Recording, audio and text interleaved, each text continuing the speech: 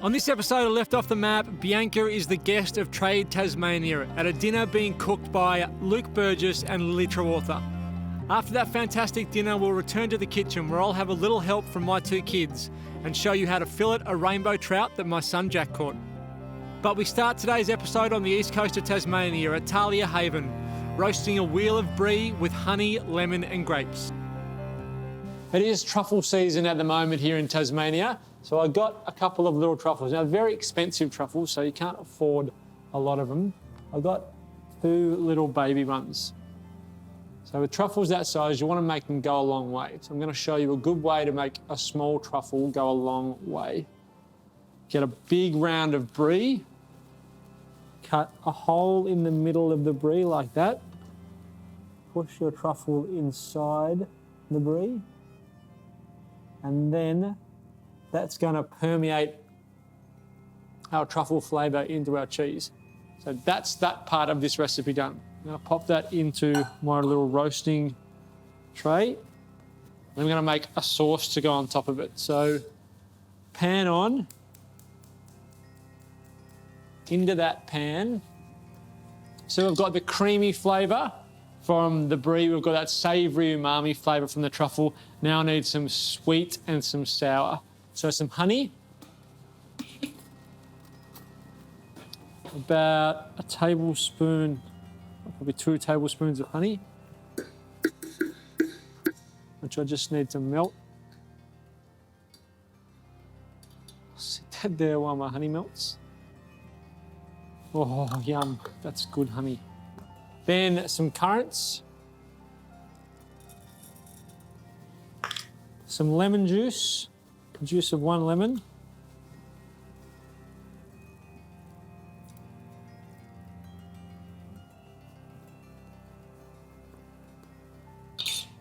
pinch of salt in there as well.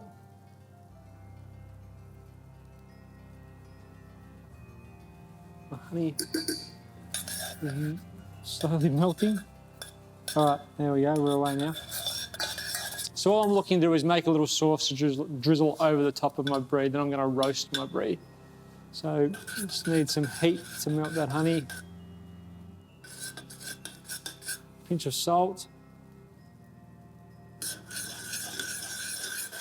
Once I've got enough heat in that pan, I can turn that off, which we've got now. So turn that off. Some grapes. Just going to pop some grapes on top of my brie. Taste this, and I'm just checking for seasoning. So the flavours that I want the salt, the sweet, and the sour from this sauce.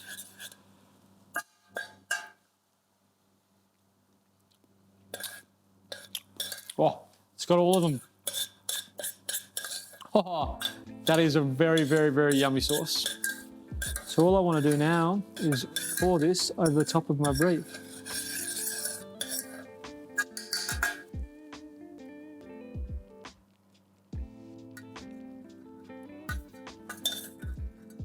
The currants.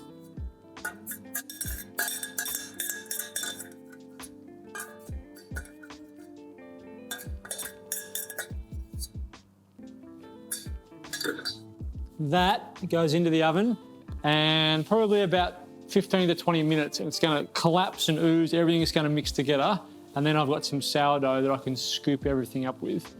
It is one of those great things that if you've got friends coming around, good pre-dinner drinks, having a glass of wine, glass of bubbles, have this in the middle of the table, have some bread there, and people will just keep going back to it and back to it and back to it. It's even good to have before a meal and then after a meal. People are going to like it so much. Probably have 2, have one before and one after.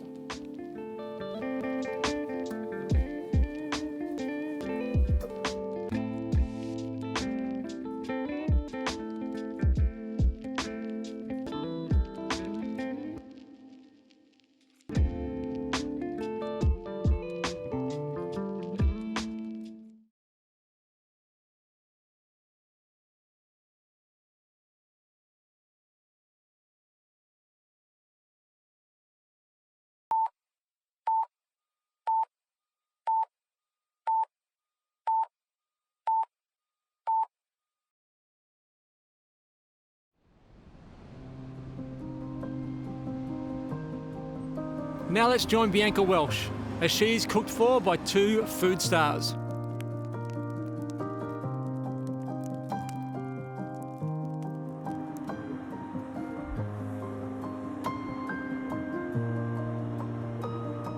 Thanks, Ben. I'm so excited to be here. We are at this incredible place in West Hobart, an amazing home that's been transformed into this incredible Airbnb-style accommodation and lodge that you can have these amazing dinners at. We're really lucky to be here tonight to have an incredible dinner showcasing Tasmanian produce and some more obscure produce that perhaps a lot of the people here at dinner might not have seen. I'm so excited to have food from these incredible Tasmanian chefs and to try some things that I haven't maybe had before. This evening we're being cooked for by Truffle. She has been a Tassie born and bred chef, travelled around the world, ended up in London, and just before, as COVID began to hit, she headed back home. We've been very lucky in this state to have her do an izakaya pop-up, and we're really lucky to have her cook for us tonight.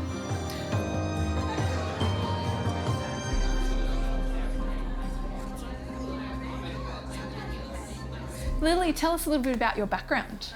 So I am born and raised in Tasmania. I grew up in a little town that no one probably knows of called Gordon, just across from Bruny Island, down the channel.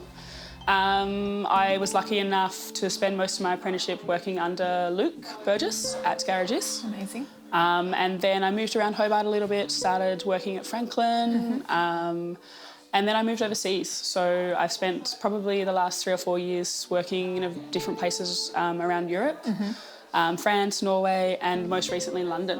Amazing. So I was working in London right before the pandemic hit, and unfortunately had to cut my visa short and thought I was coming home for a couple of months, and 1.5 years later I am still here. But to be honest, it's been actually really lovely to come home. I always wanted to leave Tasmania, but since coming back, it's actually felt really lovely and such a nice place to be. Amazing. And what's been the favourite part about coming home? What have you loved to re-engage with? I actually think the Tasmanian food culture has incredibly changed. Like, from when I was growing up cooking here, there wasn't a lot going on. Like, I do think Garages and Franklin were pioneer restaurants. Mona opening definitely changed that and brought down a lot of different people cooking and a lot more culture. And I think there's just a lot more going on than there ever has been. There's also a lot more producers starting, and it's really exciting to engage with so many different people who are producing, and they're so passionate about what they're making and they're growing, and it's really lovely. What's some of your favourite produce at the moment? Well, I mean, I have always grown up fishing and diving down here. So I used to be a dive master before I cooked as well. So I love the sea urchin down here. I think it's such an incredible product. I also think that given that it is an invasive species, it's something that really should be highlighted and exported on a really great level. I also love the vegetables down here. I know it's a really weird thing to say, but after travelling a lot and even spending time in Sydney and Melbourne, there's something about the taste of the vegetables down here. I agree wholeheartedly. We are so lucky to have some like Tony Shearer, Feld Farm, Fat Carrot Farm, all these amazing people who are so passionate about what they're doing, and they grow delicious vegetables. Yeah. So really lucky tonight to be cooking some vegetables from Mike and Lauren from Feld's Farm, and it's so nice just to eat a carrot and be like, this is a bloody delicious carrot. Yep, it tastes like carrot. Tastes like carrot, and you don't have to do anything to it. And as a chef, it's amazing yes. to have produce that you don't have to fiddle with and change textures and do all this sort of stuff, because the produce itself is amazing. So. And a lot of what you've done since you've come back has been Japanese influence. Tell us where that comes from. So it started when I was probably about 15. My sister moved to Japan and was an English teacher. So she did her Masters of Linguistics over there and taught at a university, and I spent every holiday over there. I'd go visit her and spend my month holidays in Japan with her, and it was a very different food experience when I was younger. I was very into the karage and like the curry pan and all like the kind of fried foods. But I guess like Garages also spiked that passion, because Luke and Will both had that Asian influence in the cooking. And I went over to London and helped open Peg, which was a yakitori restaurant.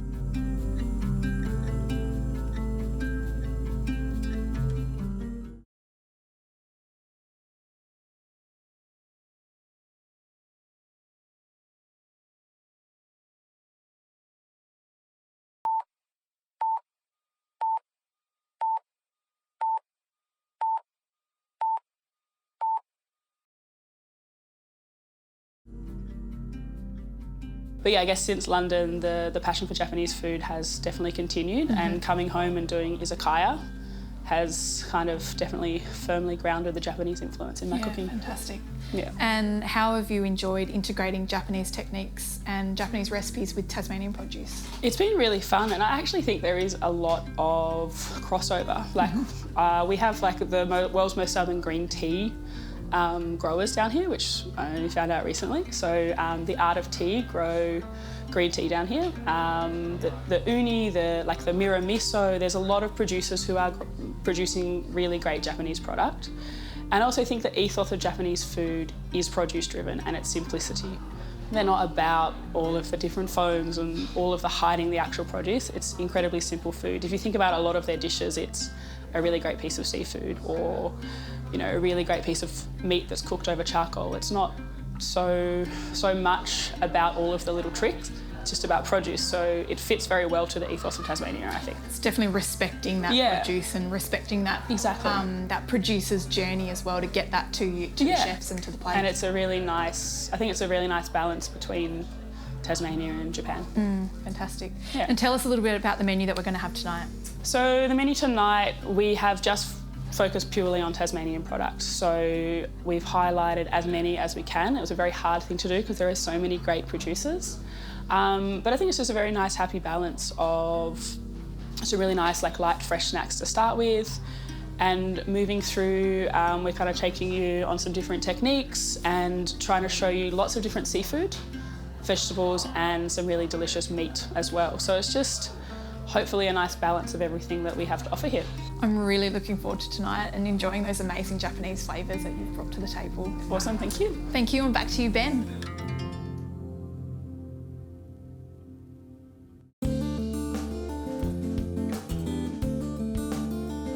Thanks, Bianca. From one amazing dinner party to another little dinner party we're going to have in the kitchen. I've got my two little kids. This is Jack and Charlotte, or Charlie as we call her. They went fishing on the weekend and Jack caught this big, beautiful rainbow trout, didn't you, mate?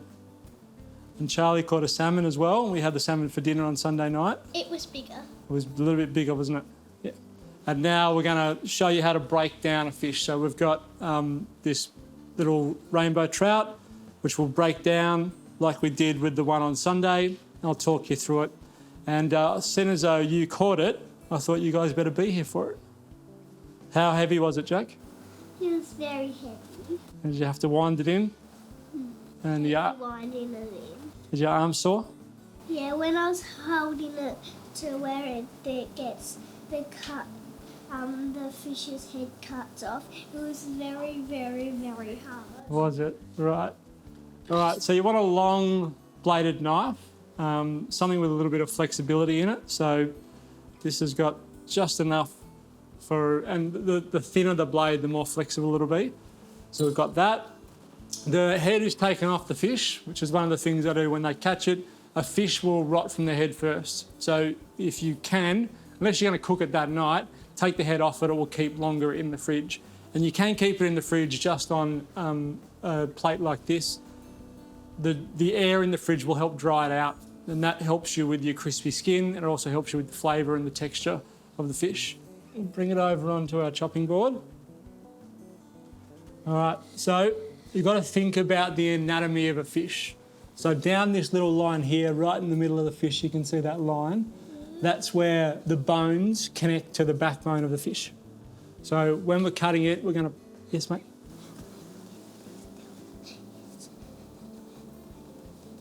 Oh, yeah. And that's where the rainbow bit is. So you can see the rainbow bit there, can't you, Jack? And that's how you know it's a rainbow trout. Yeah. And then a brown trout's got little brown flecks up the top. And a salmon doesn't have any of that, does it? No, it doesn't. All right, so we're going to... Where the ribs come from the belly up to connect with that backbone, those pin bones they're called, we've got to cut through them as we go. And then once we get to about here, there's no bones in the tail of the fish, so we just go straight through.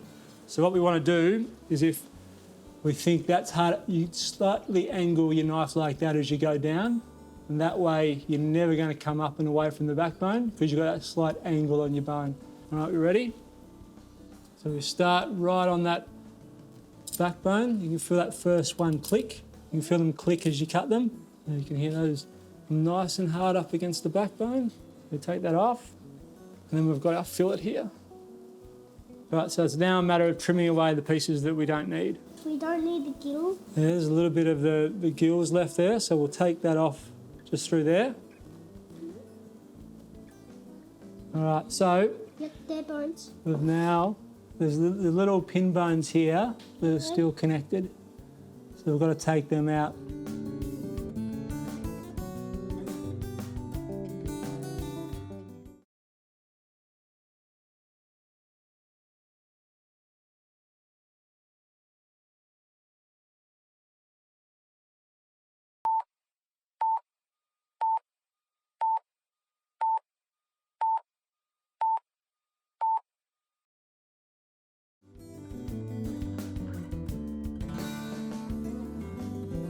All right, we've got all the bones out. Now it's important that when you do this, let the fish go through rigour first.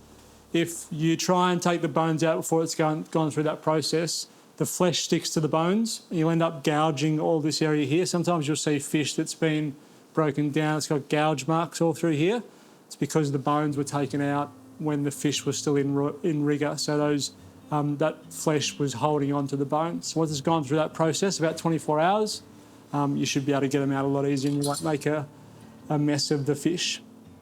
Now, we use Mum's tweezers to do that, so don't tell Mum. Okay?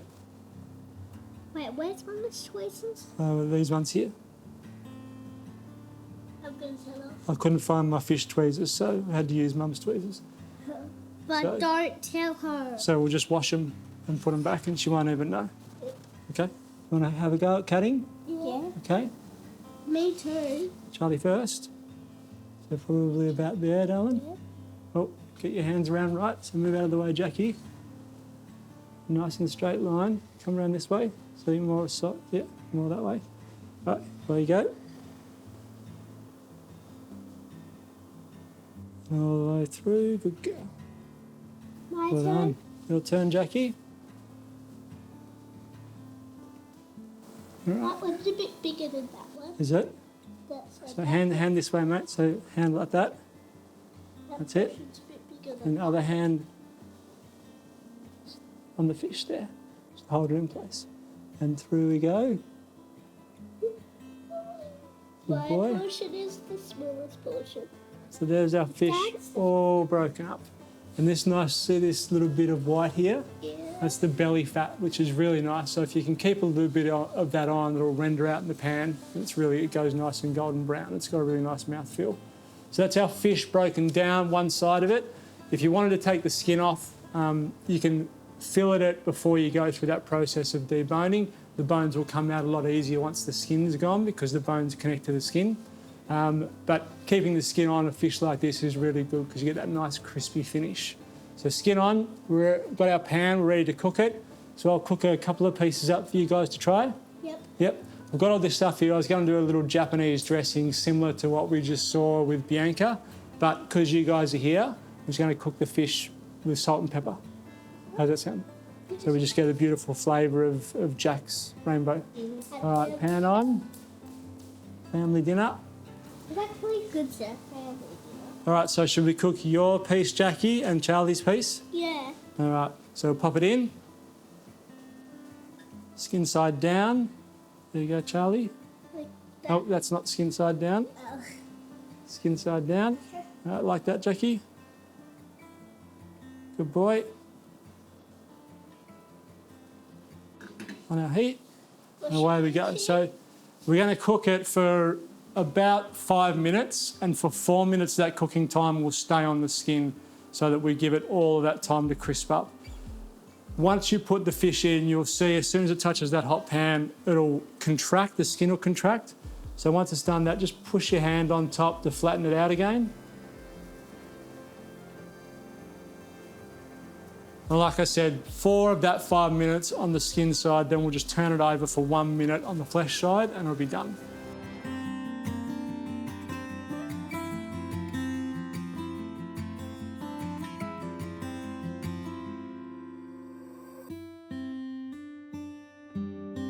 Now you guys don't like the skin, do you?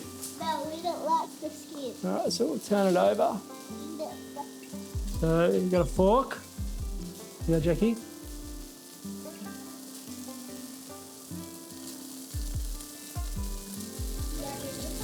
Yummy. I catch a good yummy hot one. You catched it a good fish.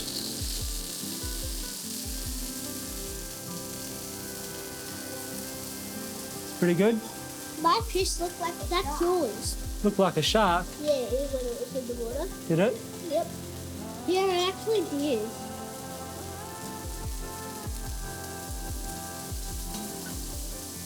Oh, you didn't put salt on it, you did. Didn't put salt on that bit. Yeah. There you go. Got salt on it now. Well, that's the end of today's episode. Thank you for hanging out with us. Hope you learned a little bit about how to break down a fish. What? It's hot. Well, it's just come out of the fry pan. About how to break down a fish and also a little bit about some of the great Tasmanian ingredients that are being used this time of year. Have a good time and we'll see you for the next episode of Left Off the Map.